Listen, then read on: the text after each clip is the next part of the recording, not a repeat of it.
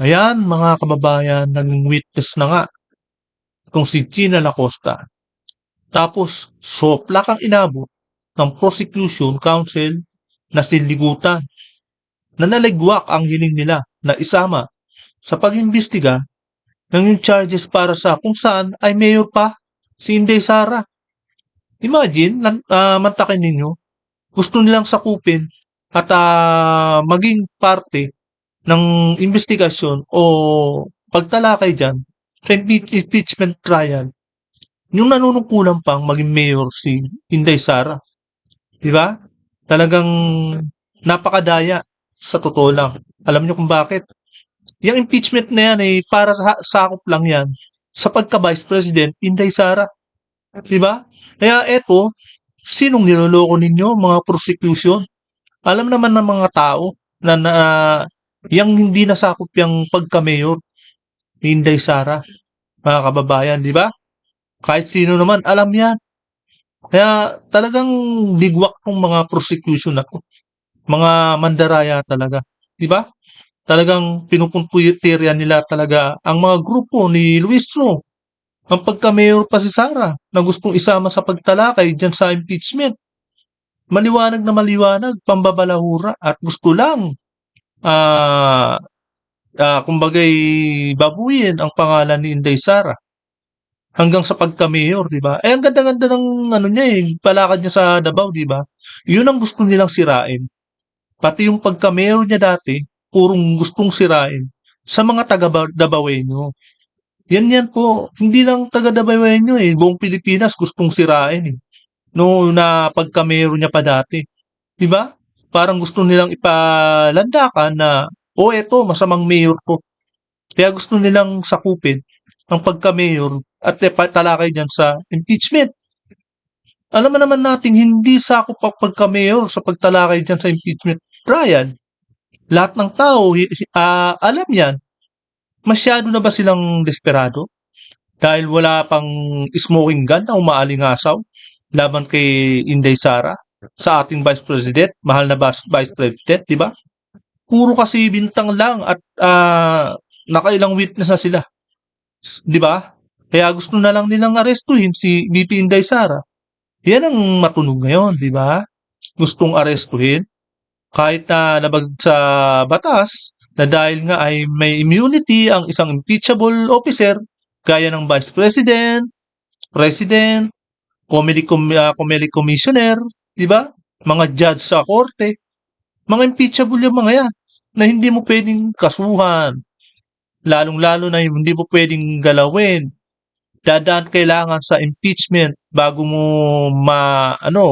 kailangan din ma-convict, 'di ba? Para kumbaga tanggal sa pagka-officer o pagka public servant doon, 'di ba?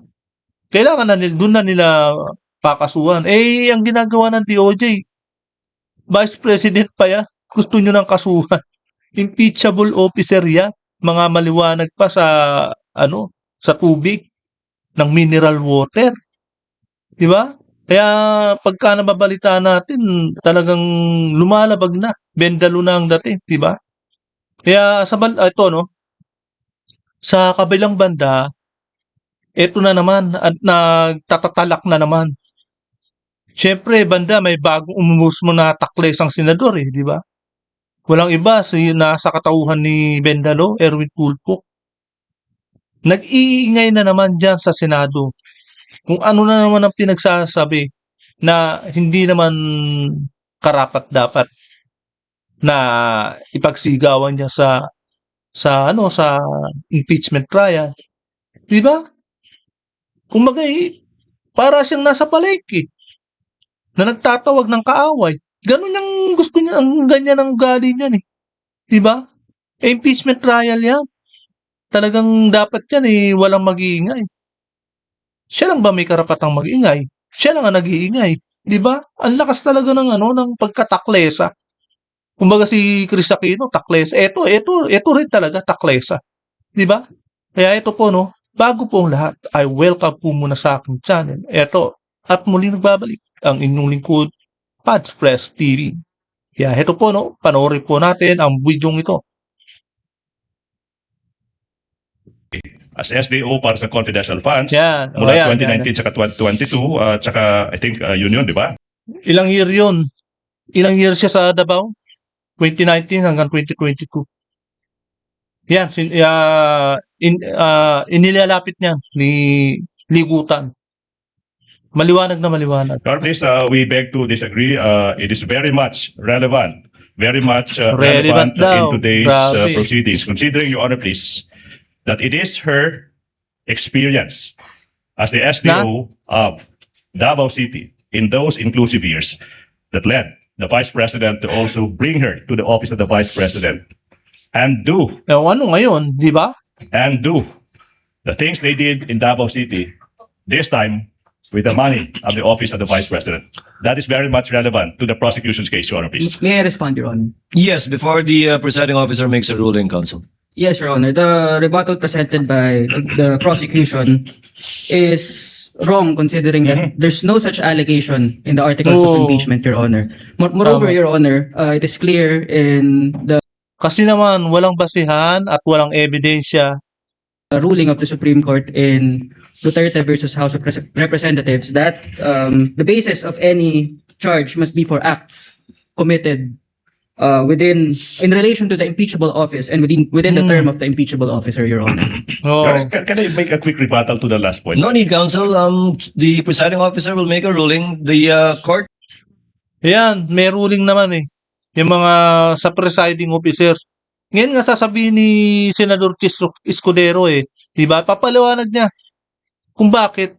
will allow it, given that it is for the purpose of establishing pattern and/or behavior on the part of the witness. But to be clear, that whatever she says with respect to acts committed by her in relation to the Vice President now, while she was a mayor in Davao City, is not part of this impeachment trial and will not Oh, ayan, diba? Likutan. Pahiya ka, no? Diba? Tingnan nyo. Yung ako nga ni sinabi ni Senador Chis Escudero dito. anyway add to the charges that has been filed and are Charges. pending before this court under the 4 articles of impeachment as previously ruled by the chair in previous requests for subpoena, for example. However, may I ask counsel further to abbreviate the proceedings? Attorney Bakel, are you willing to stipulate that the witness is a hostile witness, and therefore counsel may ask leading questions already instead of qualifying the witness as a hostile witness? Palaban? No, no, Your Honor. The prosecution must first qualify the witness as hostile, Your Honor. Then qualify her, Attorney Ligutan. We shall. Qualifier. You may proceed when you're ready. This is Okay. preliminary question.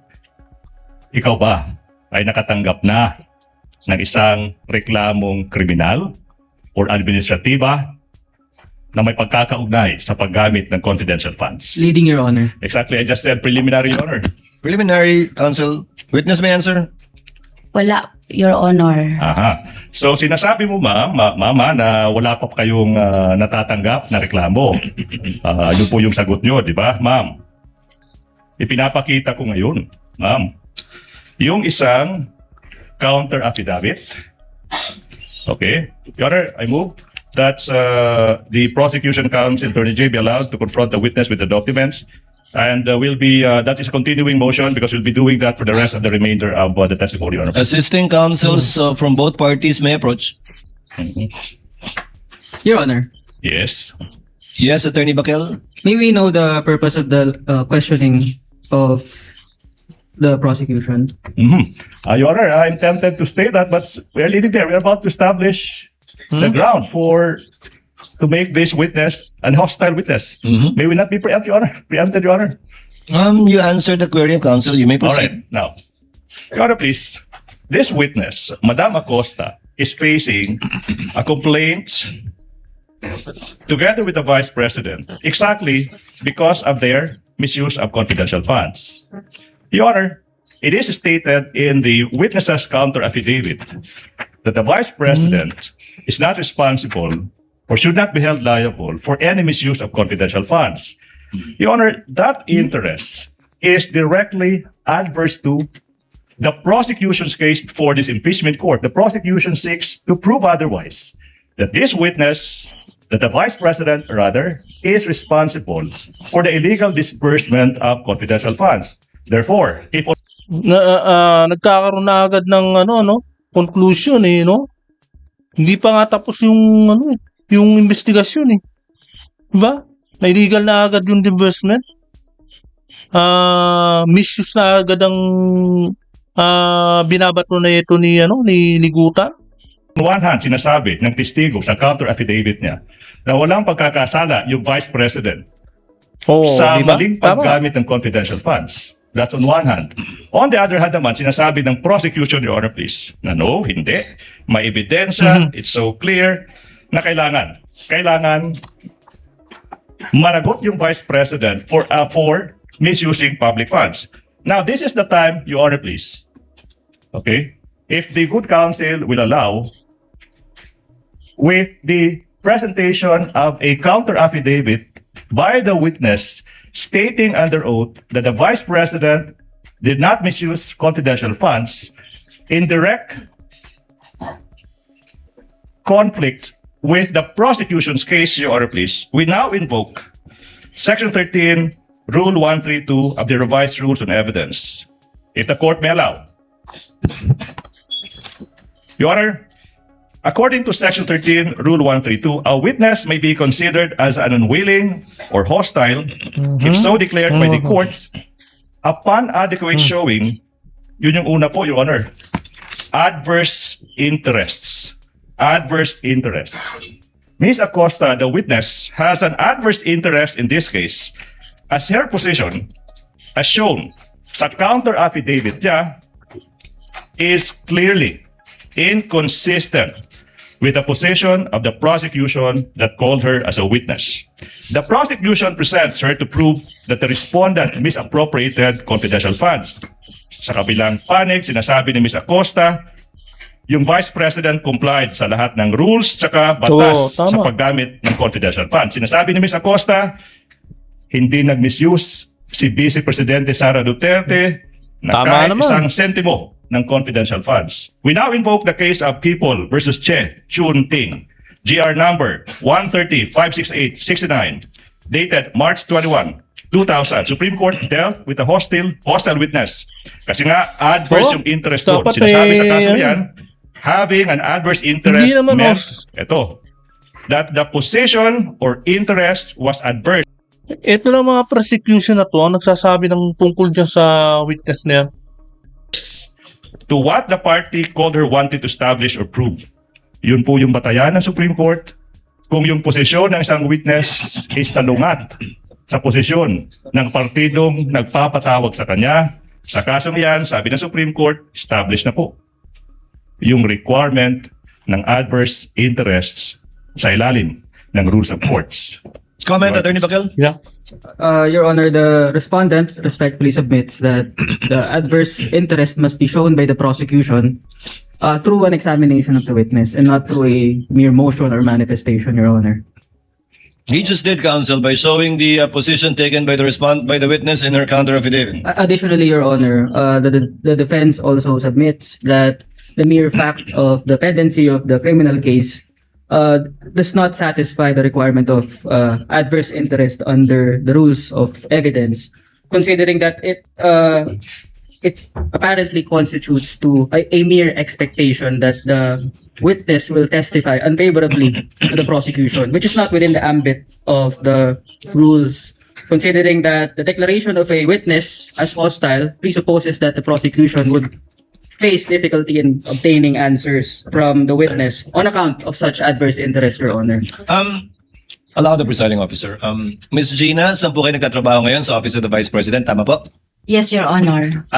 Sino po ang boss niyo sa Office of the Vice President? Si Vice President Vice Sara President, hindi Duterte. Sara. Permanente po ba kayo doon o coterminous? Coterminous po, Your Honor. So pag wala na si VP Sara doon sa OVP, wala na rin po kayo? Yes, Your Honor. So pag na-impeach si VP Sara o matanggal siya, wala na rin po kayong trabaho doon? Wala na po akong trabaho sa OVP. Sa OVP, siyempre. Mapo. So maalis kayo sa OVP? Tama po? Kaya lang may edad na no? Hindi kaya na to, malapit na mag-60 si Acosta.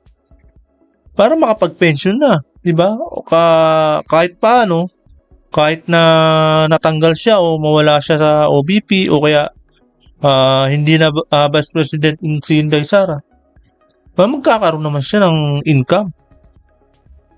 Parang ano na rin no? Malapit na mag-pension itong si Acosta. Di ba?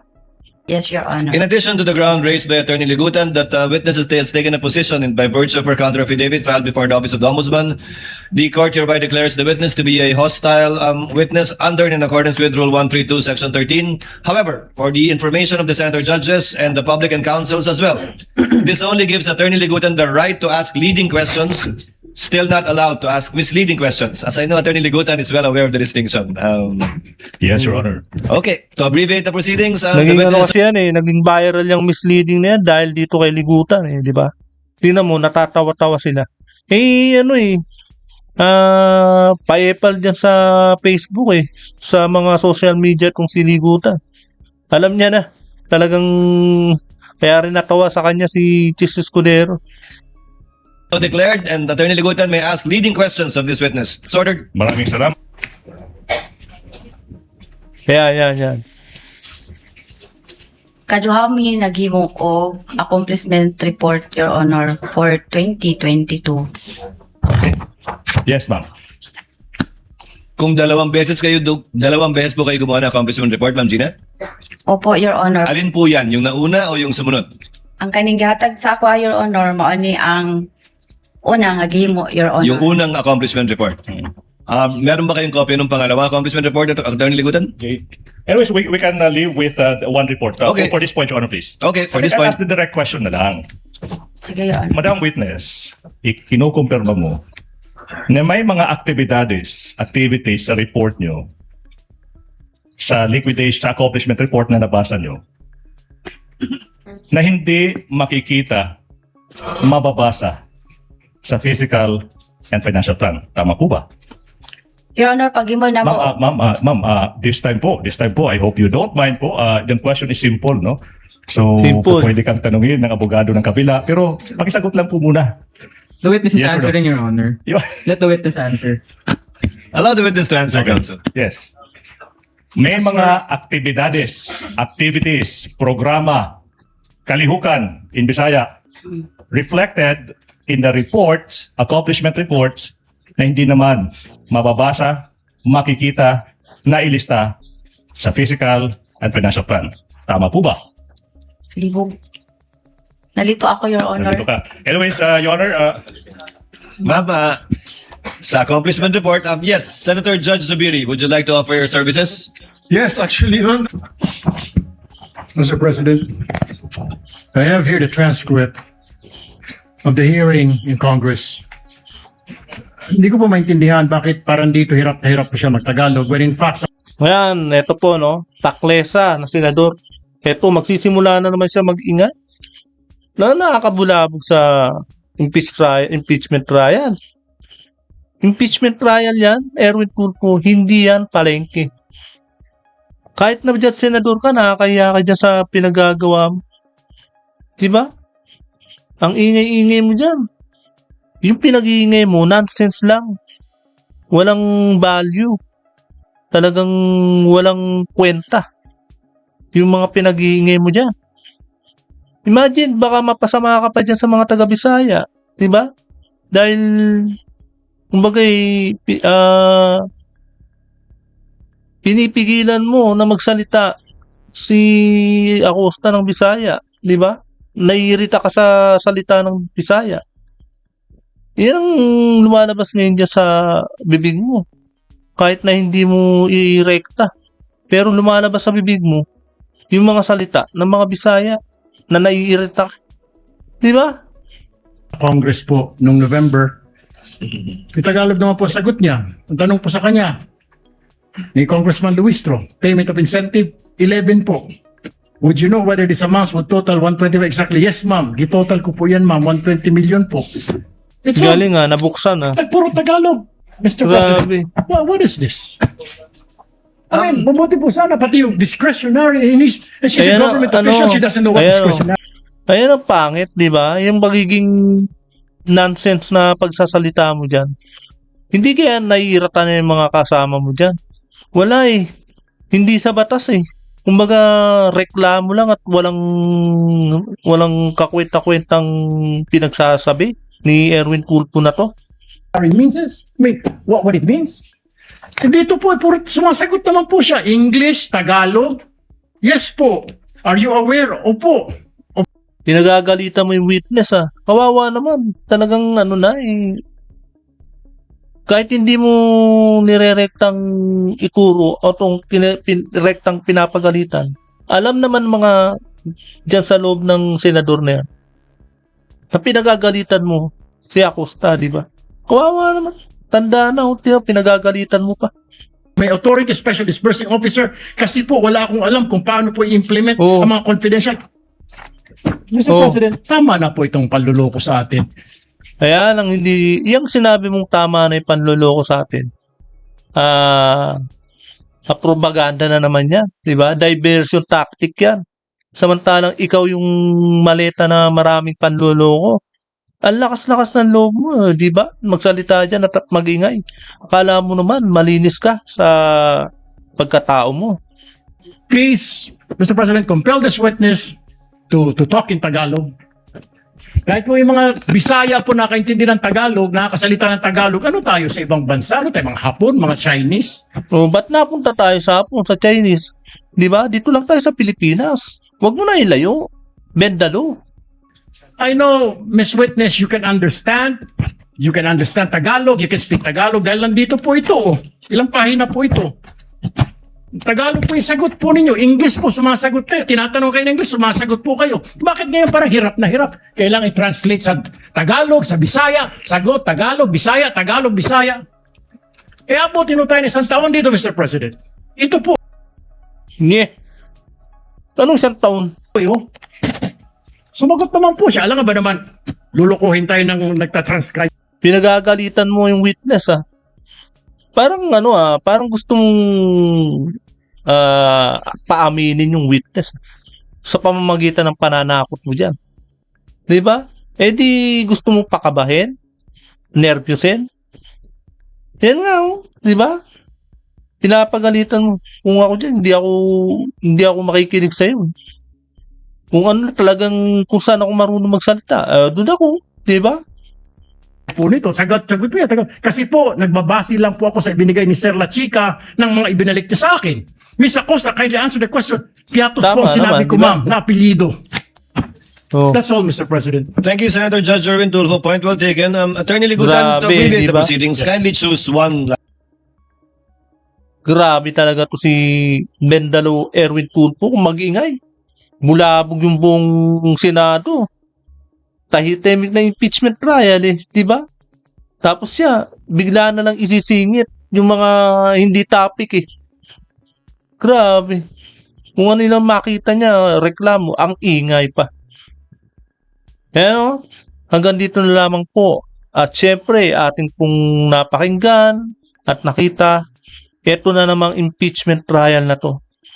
Di ba? Kaya yan po hanggang dito na lamang po. At kung hindi ka pa nakakapag-subscribe, please subscribe my channel para lagi ka updated sa bawat upload ko.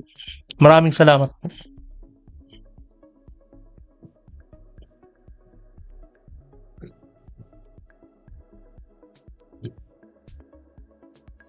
Mhm.